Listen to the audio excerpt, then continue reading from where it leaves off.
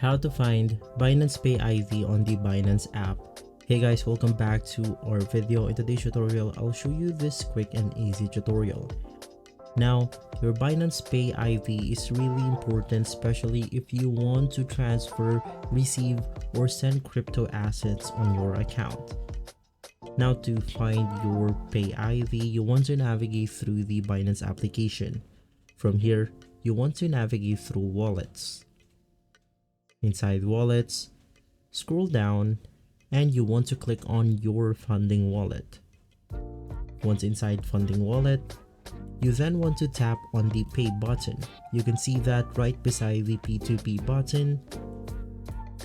And from here, we then have the Binance ID, which we can go ahead and use in order to receive or send crypto assets.